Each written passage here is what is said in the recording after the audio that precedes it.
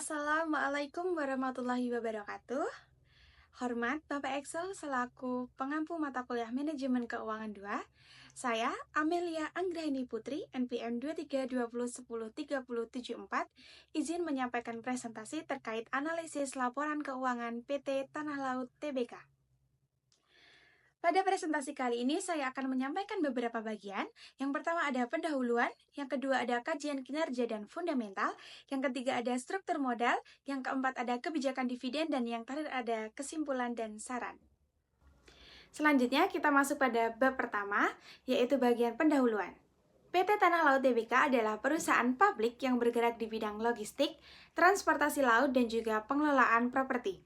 Perusahaan ini didirikan pada tahun 1991 dengan nama PT Sanggraha Mas Dipta.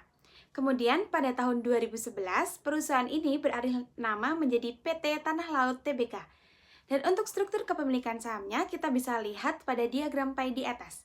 Yang paling mendominasi ada dari Equatorex sebesar 56%, urutan kedua ada Heyday Investment sebesar 25%, dan yang terakhir dipegang oleh masyarakat umum atau publik sebesar 19%.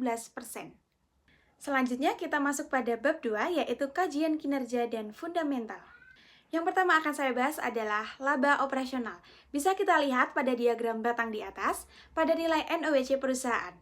Nilai NOWC perusahaan tahun 2022 bernilai positif senilai 3,95 miliar. Sedangkan pada tahun 2023, nilai NOWC perusahaan bernilai negatif senilai 928 juta, yang menandakan bahwa adanya penurunan signifikan dari tahun 2022 ke tahun 2023. Selanjutnya bisa kita lihat pada diagram batang di atas pada nilai TOC perusahaan. Pada tahun 2022, nilai TOC perusahaan yaitu senilai 52,82 miliar, sedangkan pada tahun 2023 nilai TOC-nya yaitu 46,54 miliar. Hal ini menandakan adanya penurunan signifikan sebesar 11% dari tahun 2022 ke tahun 2023. Yang terakhir kita lihat pada diagram NOPAT perusahaan. Nilai NOPAT perusahaan pada tahun 2022 bernilai negatif senilai 7,66 miliar. Dan pada tahun 2023 bernilai negatif juga senilai 5,2 miliar. Hal ini menunjukkan adanya perbaikan yang signifikan dari perusahaan. Selanjutnya akan saya bahas adalah nilai tambah perusahaan. Bisa kita lihat pada diagram di atas, nilai MVA perusahaan menunjukkan adanya kenaikan yang signifikan. Pada tahun 2022, nilai MVA perusahaan senilai 8,3 miliar.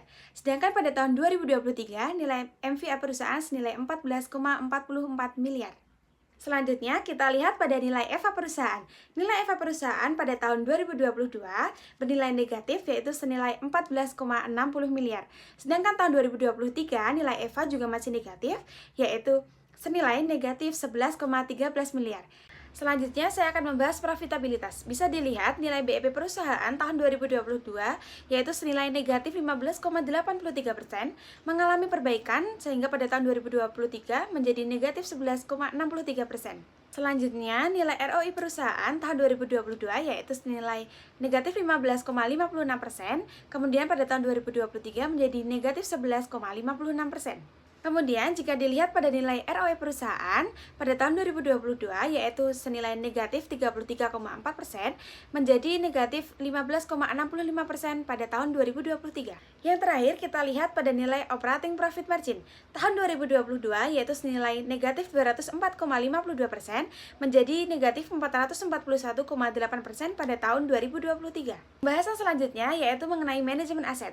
Pada nilai receivable turnover perusahaan tahun 2022 yaitu sebanyak 1,66 kali, sedangkan pada tahun 2023 yaitu sebanyak 2.912. Selanjutnya pada nilai fixed asset turnover, perusahaan mengalami penurunan dan pada inventory turnover perusahaan bernilai 0.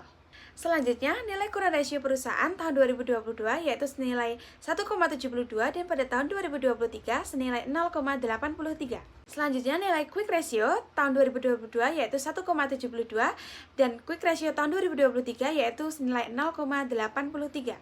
Terakhir yaitu nilai cash ratio perusahaan tahun 2022 yaitu 1,59 dan pada tahun 2023 senilai 0,71. Selanjutnya yaitu nilai pasar. Yang pertama ada price to earning ratio. Pada tahun 2022 nilainya yaitu negatif 12,29 dan pada tahun 2023 yaitu negatif 8,14. Ini ada price to book ratio. Pada tahun 2022 senilai 2,68 dan pada tahun 2023 senilai 1,38. Yang terakhir ada nilai market to book. Pada tahun 2022 senilai 2,68 dan pada tahun 2023 senilai 1,38. Bab selanjutnya adalah struktur modal. Yang pertama ada debt to capital ratio. Pada tahun 2022 senilai 16,78, sedangkan pada tahun 2023 yaitu senilai 19,37%. Teori yang cocok untuk perusahaan adalah pecking order theory, karena tidak adanya penerbitan saham baru dan ketergantungan akan utang jangka panjang. Bab selanjutnya adalah kebijakan dividen, di mana PT Tanah Laut Tbk itu sendiri tidak membagikan dividennya kepada pemegang saham pada periode tahun 2022 dan 2023. Bab yang selanjutnya adalah kesimpulan dan saran.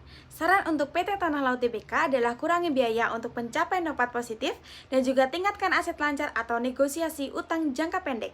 Sekian presentasi dari saya. Terima kasih atas waktu dan kesempatannya. Wassalamualaikum warahmatullahi wabarakatuh.